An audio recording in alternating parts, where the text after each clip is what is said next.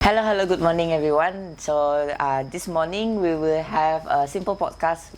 We have Edward here with me. So we'll be talking about something very interesting, and I hope you guys will stay tuned. So thank you for coming and spend your morning being part of us, our podcast this morning. Okay, no problem. Yeah. So how is your day? Day so far, it's quite good. It's quite good.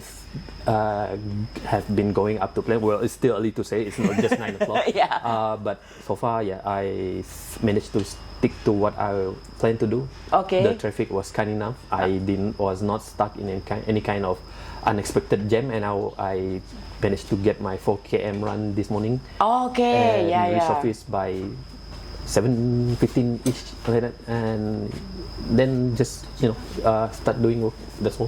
Yeah. You see, Edward here is one of the few individuals that I know who do early morning runs, and I really applaud you for keeping it consistently. Since the first day I met you and I knew that you were a runner, you have not stopped doing so unless it is a heavy rain, right? Heavy rain or when traffics are not that kind. Or you're caught in a jam or something like that. Yes. Okay. But do you have your breakfast this morning? Not yet. No. So the thing is this. I mean, I've noticed since like 2 weeks ago, my weight is a bit much on the rise, just a little. Then I said maybe it's because we have so much program in hotels and everything, so it's a bit hard to resist when you have food prepared for you for free, just for you to indulge in. But then so I noticed the weight start to creep up a bit. So now that this week I'm not doing any events outside, I'm just going to be in the office. All right. I take that opportunity to return back to some sort of fasting, which is intermittent fasting. So that's your strategy? Yes. Okay. So hopefully get it back to where I would ideally want it to be. So where would that be? I'm usually at around 69 to 70 kilos, but then 2 weeks ago I noticed it creeps up to 71, 72. So I think I want to be at around 68, 67, to be honest, because I mean, I have a so-called smart scale at home where I used to measure my body fat. Maybe the ideal weight should be related to what my desired body fat is, which is I want to be at sub 20. Currently it hovers around 22%. Okay. So that 3% reduction somehow cannot achieve yet. But I from just simple calculation, I think if I want to achieve sub 20 body fat, I need to be at about 67-ish kilogram. I see. Okay. That is just what I think. You are very data-driven one, huh? Yes. Yeah, everything you do is calculated with information, and then do you do records every day? Yes. So like for example, in fact, that is one of the reasons why I started running, because I was not a runner. I was more of a brisk walker before. So but then so I got this watch supposedly, I mean, I always wanted this watch because of before I joined SCSDU I go to this field sampling and stuff when I was doing research. So I always wanted a watch with reliable GPS sensors. So this happened to be one of it. But never managed to get one. But then at the end I managed to get it. But then after I got it, I feel like it's not doing its justice if I don't utilize all the features. So this is of this watch. So this is mainly a running watch, but I don't do running. So then one day it occurs to me, why not I just start running and see what are my running parameters data look like. So then call running every day just to see where I'm at, what does the data tell me, and then after that it becomes a habit. So at first it was just to see what you are doing for brisk walking, right? You started with that, and then after that, with that watch, you want to utilize the features that it has, and then you have transformed yourself from a brisk walker to a runner. Wow. Okay. How long does it take you to transform? Unknowingly, I don't know. The thing is, it's just that one day I just decided I want to just go for a runner. So maybe at first perhaps it was just trying to get like a sample of data, like three running sessions. Okay. And after that, then when you see the data, and then you compare to. You do a bit of research, like you watch YouTube videos of these runners and everyone. Then you compare where you are to where they are, and how do you make small improvement to be better at certain parameters like your cadence, your heart rate, your speed, pace, and everything. Your running form. So and then. Then suddenly I don't know. The curiosity just is just there for me. I don't know how long the transition from a walker to runner. It just happens. It goes along the line as you go consistently in making that habit lah. Yes. It just happens. It just happens. That's what happens in life. Things just happen. But it's how much we can adapt to it and make it a habit. So talking about that, so you take up running now, and it is part of your journey to lose some weight.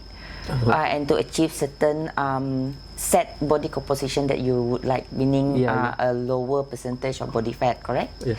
So that's very interesting topic that I think we will take a 5-minute break and then we will come back to you. Okay.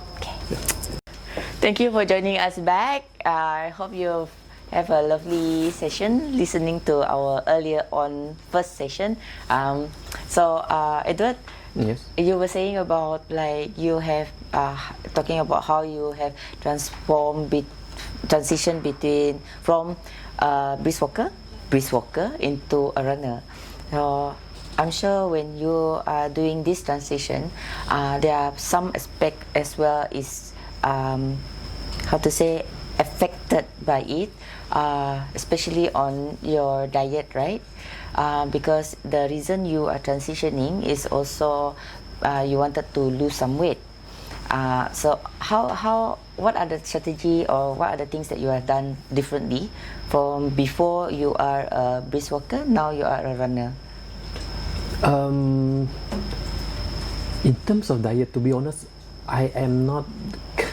I'll just be honest. I'm not the kind of person that watch really what I'm eating. Okay. But what I do try to do, especially after I started running, is macam not limiting my intake to just like protein. I'm less worried about taking carbs nowadays because I think you need carbs for energy for you to run. Whereas before I started running, I used to like don't eat that much rice or take in too much carb because I was concerned it's going to make me fat. But nowadays I feel like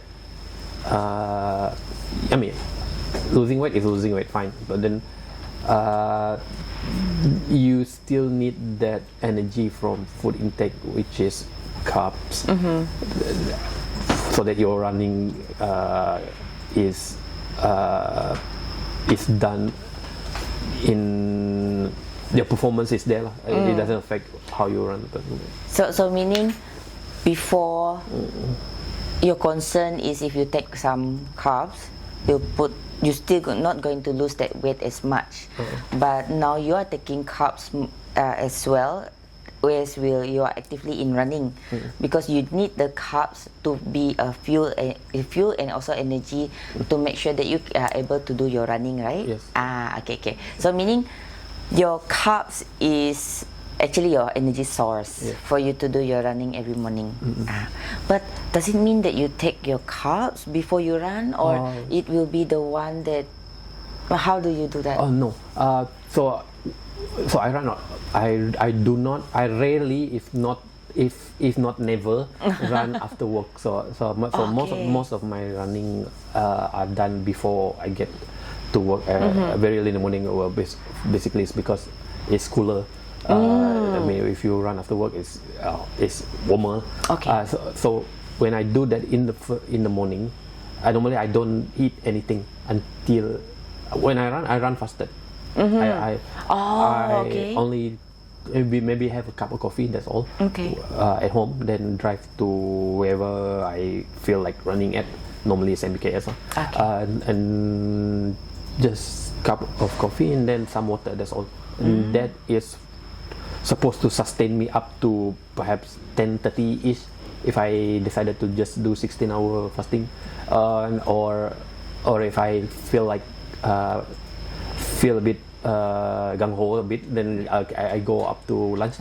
Okay. So I do my activities, workout, whatever, be it running or go to the gym fasted. Okay. I don't know if that's just me. That's just how I do it. But I don't know whether it's recommended or not. But it suits you. It aligns with my lifestyle, I guess. Okay. So it seems to work for me for now, so I'm just going to stick to it. Okay. So it's for somebody who's listening to this podcast, if they wanted to follow you, would that be recommended, or I think it would be advisable for them to self-discover first? Yes. Which one works for them? Again, I believe that there's no one template to fit all human beings, unfortunately, or fortunately.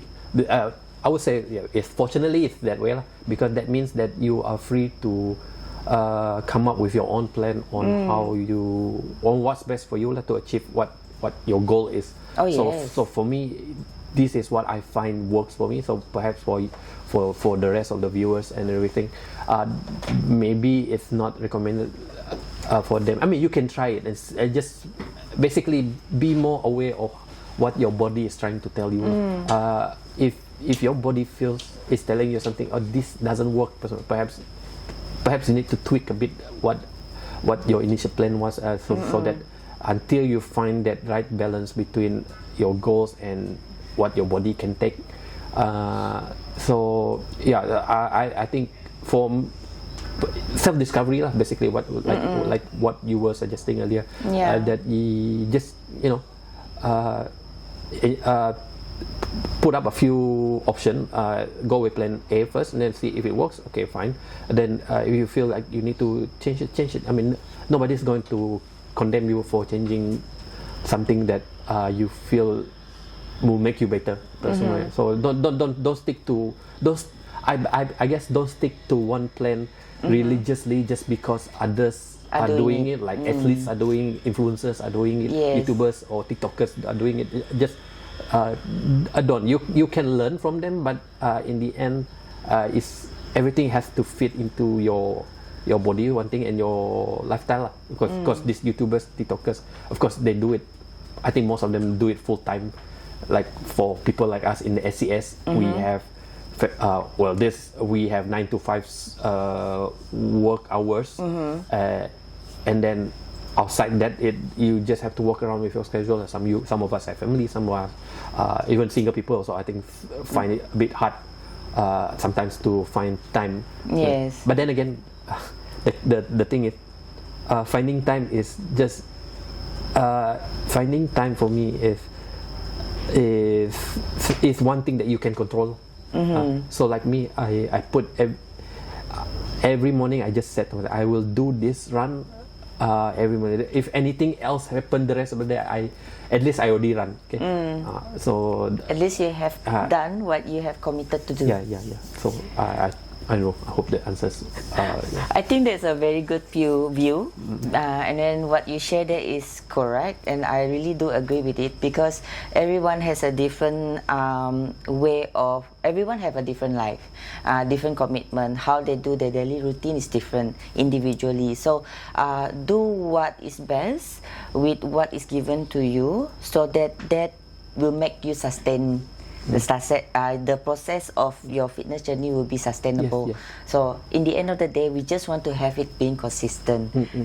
Regardless, maybe today is 10 minutes. Maybe because tomorrow we don't know what life will bring us. So at least something is being done for a day. Yeah, that's good. So I think that is our time for today. The time is very envious of us, but we will see again next session, and see you soon. Bye. Bye.